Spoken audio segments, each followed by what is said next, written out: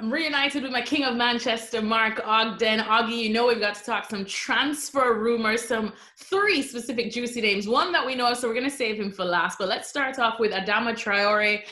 Sounds like a lot of people seem to like him, especially for a move to Manchester United. So how likely is this one to happen?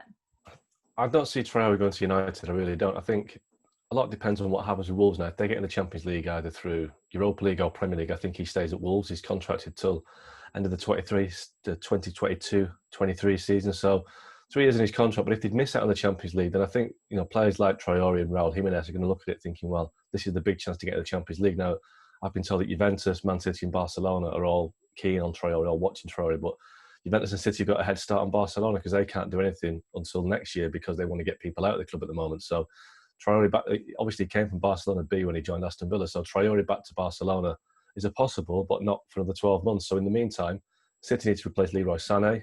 They like Dwight McNeil at Burnley, but obviously Traore, I think, is a cut above Dwight McNeil. And Juventus have got quite a few players in the 30s on the wing. They've got Cuadrado, who's 32, Ronaldo's 35, and even Douglas Costa's 29. So they need to reduce the age of their forward players, their attacking players. So Traore to Juventus is another one, but I think Wolves would want at least £80 million, so he wouldn't come cheap. Well, age doesn't really matter when it comes to Cristiano Ronaldo, but we're going to have that conversation another day. Somebody that you did just mention, nobody here can get his name pronunciation right, but he does a lot of right on the pitch. Raul Jimenez, he's also linked to the move to Manchester United. So should we get excited about that one? Again, I think, I won't try and say it like you said it, Alexis. Raul Jimenez. Jimenez, stay with me. Jimenez.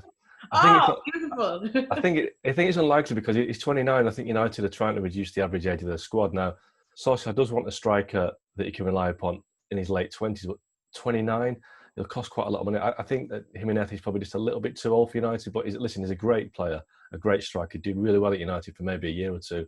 And sometimes you have to say that a short-term buy is the right idea because they've got a lot of young players. They've got Martial, Rashford, Mason Greenwood. They're not exactly short of young players, but I do think that at 29, clubs like United, they tend not to buy players or invest a lot of money in players at that age because they want to get 3 or 4 years out of them. They want to get some resale value. I just think that the downside with Jimenez is his age, but I still think he'd do a great job. And think of all the shirts he'd sell in Mexico. They realised when they had Chicharito that having a Mexican player does wonders for their commercial brand. So maybe on that basis alone, it'll be a good sign for United.